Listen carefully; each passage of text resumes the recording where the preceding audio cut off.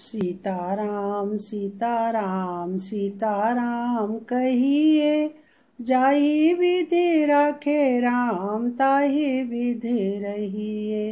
राधे श्याम राधे श्याम कहिए, जाहि विधि राखे राम ताहि विधि रहिए। दोस्तों नमस्कार, मेरे प्यारे कान्हा कन्हैया चैनल में आप सभी का एक बार फिर से हार्दिक स्वागत है। तो दोस्तों आज मैं आपको एक सच्ची भोली भाली ग्वालिन की कथा का एक प्रसंग सुनाऊंगी। तो कि वृंदावन में एक ग्वालिन रहती थी, बहुत सीधी सादी सरल हृदय थी। वो रोज मटकी में दही माखन लेके मथुरा में बेचने जाया करती थी और वहाँ से वापस बेच के यमुना जी को नाव से पार करके वृंदावन चली जाया करती थी। एक दिन उसका दही मक्खन जल्दी से ही बिक गया और जो दही माखन बेच के वापस आ रही थी तो उसने देखा कि वृंदावन में मंदिर के बाहर एक गुरुजी पुजारी जी जो हैं एक कथा कह रहे थे, कथा सुना रहे थे। तो वो यही कहते थे कि राधे श्याम कहिए, ये संसार तो क्या आप भव सागर से भी इससे पार हो सकते हैं। तो उस ग्वालिन ने ये मंत्र सुन लिया और उसने उसको अपने मन में धारण कर लिया। वो सोचे कि गुरुजी कह रहे हैं कि इस राधे श्याम मंत्र को हृदय में धारण करने से भवसागर पार हो जाते हैं। तो भवसागर तो बहुत बड़ा है, मैं तो एक छोटी सी यमुना जी पार करके जाती हूँ नाव में बैठ के, क्यों ना मैं इस मंत्र को ही बोल के यमुना जी पार कर लिया करूँ, तो मेरा जो नाव में जो 2 पैसे रोज खर्च होते हैं वो बच जाया करेंगे। ऐसा कह के उसने ये मंत्र को अपने मन में धारण कर लिया। रोज जब वो सुबह आती मथुरा जाने लगती तो भी जब अपना पैर यमुना जी में रखती, पहला पैर रखती, बोलती राधे श्याम, तो उसका पैर पानी पे टिक जाता। फिर दूसरा पैर रखती, फिर कहती राधे श्याम, तो उसका दूसरा पैर भी टिक जाता। फिर वो हर एक कदम आगे बढ़ाती जाती पानी पर यमुना जी में और बोलती जाती राधे श्याम। ऐसे कह के वो यमुना जी पार हो जाती और मथुरा जाके अपना दही मक्खन बेच देती। और जब शाम को वापस लौटती वृंदावन के लिए, फिर नदी में ऐसे ही पहला पैर रखती, बोलती राधे श्याम, पैर उसका पानी के ऊपर टिक जाता। फिर दूसरा पैर रखती, बोलती राधे श्याम। ऐसे कहते कहते राधे श्याम कहते कहते वो यमुना जी पार हो जाती। ऐसा करते करते 1 महीना बीत गया। उसके कुछ पैसे जो वो नाव में खर्च करती थी नाविक को देने के लिए, तो उसने सोचा कि जिस गुरुजी ने मुझे मंत्र दिया राधे श्याम का, उस राधे श्याम मंत्र के द्वारा ही मेरे कुछ पैसे बच गए हैं, तो क्यों न मैं उन गुरुजी को अपने घर भोजन पर आमंत्रित करूं। तो वो गई और उसने कहा गुरुजी, कल आपसे मेरा हाथ जोड़ के निवेदन है कि मैं आपको अपने घर भोजन पर आमंत्रित करना चाहती हूँ, आपको निमंत्रण देने आई हूँ। गुरुजी ने कहा हाँ बेटी, मैं ज़रूर चलूँगा, लेकिन कल सुबह तुम खुद मुझे लेने आ जाना। तो ग्वालिन ने कहा ठीक है गुरुजी, मैं सही समय पर आपको लेने आ जाऊँगी। उसके बाद वो घर गई खुशी खुशी कि गुरुजी ने उसका आमंत्रण स्वीकार कर लिया। उसके बाद उसने घर में खूब अच्छे से सफाई की और मतलब चौकी सजाई, अच्छे अच्छे पकवान बना के रखे, घर को सजाया, नए वस्त्र ला के रखे गुरुजी के देने के लिए। जो महीने भर पैसे बचाए थे वो दक्षिणा में देने के लिए रख लिए।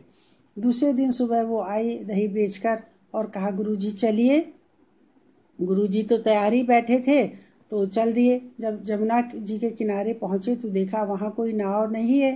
गुरुजी ने कहा ये नाव वाला घाट तो है नहीं, यहाँ पर तो नाव नहीं है। बेटी तुम मुझे यहाँ कहाँ ले आई हो, कहीं तुम रास्ता भूल गई हो। उसने कहा नहीं गुरुजी, मैं तो इसी रास्ते से रोज आती जाती हूँ। चलो, तो गुरुजी ने सोचा हो सकता है इसने कोई नाव की व्यवस्था कर रखी होगी छोटी सी। तो गुरुजी वहाँ पर आ गए। जब गुरुजी का हाथ उसने पकड़ा, बोला गुरुजी मेरा हाथ पकड़िए। हाथ पकड़ा, उसने कहा ग्वालिन ने, बोलो राधे श्याम गुरुजी, बोलो राधे श्याम। और एक पैर यमुना जी में रखा तो पानी में टिक गया। फिर दूसरा पैर रखा, बोलो गुरुजी बोलो राधे श्याम। दूसरा पैर रखा, टिक गया। तो गुरुजी ने सोचा हो सकता पानी के नीचे कोई लकड़ी वगैरह आ गई होगी, उस लकड़ी के ऊपर इसके पैर टिक गए हैं। फिर उसने दूसरा पैर रखा, आगे बढ़ाया, फिर बोला गुरुजी बोलो राधे श्याम। गुरुजी बोलो राधे श्याम। ऐसा करके वो एक एक कदम आगे बढ़ाए। गुरुजी तो घसीटने लगे पानी, बोले बेटी छोड़ दो मेरा हाथ, मुझे बचाओ, मुझे छोड़ दो, मुझे नहीं जाना भोजन ग्रहण करने। अब वो तो कुछ बोल नहीं रही थी, वो केवल यही कहती जाती गुरुजी बोलो राधे श्याम। अब गुरुजी कभी नीचे पानी में जाते, कभी ऊपर आते, गले तक पानी आ गया, डरने लगे, बोले आज तो ये मार के ही छोड़ेगी मुझे, पता नहीं मैं किसके पागल के साथ आ गया हूँ। बोले छोड़ दो, मेरा बेटा बहुत ऊंचा अधिकारी है और उसे पता चलेगा कि मुझे कुछ हो गया ना तो वो तुम्हें छोड़ेगा नहीं, तुम्हारी बदनामी भी होगी और तुम्हें दंड भी मिलेगा। लेकिन वो तो यही कहती जा रही गुरुजी बोलो राधे श्याम, गुरुजी बोलो राधे श्याम। ऐसे करके जमुना पार होने लगी। लेकिन गुरुजी के तो बहुत डर लग रहा था, कहीं डूब ना जाऊं, मर ना जाऊं। और गुरुजी यही कहें इस संकट से मुझे उबारो राधावर घनश्याम, उबारो राधावर घनश्याम। ग्वालिन कहे गुरुजी बोलो राधे श्याम, गुरुजी बोलो राधे श्याम। गुरुजी कहे उबारो राधावर घनश्याम, उबारो राधावर घनश्याम। ऐसा करते करते हिचकोले खाते खाते गुरुजी गंगा जी के वो जमुना जी के पार हो गए। वो जो ग्वालिन थी गुरुजी को सादर सहित अपने घर ले गई, बैठाला अच्छी चौकी पर, रेशम के वस्त्र बैठाए हुए थे, खूब घर को सजाया हुआ था कि गुरुजी हमारे यहाँ भोजन करने आ गए। तो गुरुजी ने भोजन किया, उसने अच्छे अच्छे पकवान खिलाए, दूध दही मक्खन सब कुछ खिलाया। उसके बाद वो अंदर जाके उसने संदूक खोला, नए वस्त्र लेकर आई, गुरुजी के चरणों में अर्पित कर दिए। और बहुत सारे जो 1 महीने के उसके नाव के जो पैसे बचे थे वो भी सब लाके गुरुजी के चरणों में दक्षिणा में रख दिए। अब गुरुजी को अंदर में यही लग रहा था कि इसको किस गुरु ने ऐसा मंत्र दिया कि पानी में भी ऐसे चली जा रही थी जैसे सूखे रास्ते पे चल रही हो, राधे श्याम बोल के।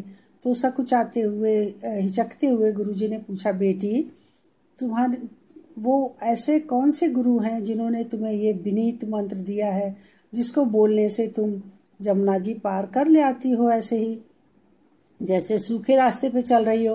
तो उसने कहा कि जो मेरे गुरुजी हैं उनको ही तो मैं ये सब वस्त्र और दक्षिणा भेंट कर रही हूँ, जिन्होंने मुझे ये मंत्र दिया। तो उस गुरुजी ने पूछा कि कौन है वो तुम्हारा गुरु। तो बोले वो, उसने चरणों में प्रणाम किया, अश्रुधारा बहने, बोले वो आप ही तो हैं। बोले मैं? बोले हाँ, उस दिन मैं दही बेचकर आ रही थी तो आप ही ने तो बोला था कि राधे श्याम कहिए, ये संसार तो क्या भवसागर से भी पार हो जाएंगे। तो वही मंत्र मैंने मन में धारण कर लिया, उसी से रोज मैं जमुना जी पार कर लेती हूँ। मैंने सोचा भवसागर तो बहुत बड़ा है, जमुना जी छोटी है, जब राधे श्याम कहने से भवसागर पार हो जाता है तो जमुना जी क्यों नहीं पार हो जाएंगे। और वही मन में धारण करके मैं रोज जमुना जी मैं ऐसे ही आते जाती हूँ, बोलती जाती हूँ राधे श्याम राधे श्याम। तो गुरुजी उस ग्वालिन के चरणों में गिर गए, बोले धन्य है बेटी, मैं इस मंत्र को रोज कितने ही लोगों को सुनाता हूँ, कहता हूँ, लेकिन किसी ने भी इतने सच्चे मन से सच्ची श्रद्धा से इसको धारण नहीं किया। तुमने सुना और सहज भाव से बहुत भोले मन से तुमने इसको ग्रहण किया तो ये मंत्र तुम्हारे लिए पूरी तरह सार्थक हुआ और तुम भगवान के सहारे से ये जमुना जी पार हो जाती हो। आज तुम मैं नहीं, तुम मेरी गुरु हो। ऐसा करके वो गुरु ने उसको बहुत आशीर्वाद दिया, प्रणाम किया। तो मेरा कहने का तात्पर्य है कि जो भी बिना छल कपट के निस्वार्थ भाव से भगवान का कोई भी नाम, चाहे वो राधावर घनश्याम हो, चाहे राधे श्याम हो, वो सीता राम हो, चाहे कोई भी हो, उसको आप सच्चे मन से धारण करते तो आप जमुना पार होने का मतलब सारे संकटों से, सारे विघ्नों से पार हो जाते हैं। ये तो छोटा सा एक प्रसंग मैंने आपके साथ शेयर किया है। तो यदि आपको अच्छा लगा हो तो प्लीज़ मेरे चैनल को लाइक करें, शेयर करें, सब्सक्राइब करें। और कैसे हैं कन्हैया के लाडलो? अच्छे ही होंगे, स्वस्थ होंगे, मस्त होंगे और खुश होंगे। राधे राधे।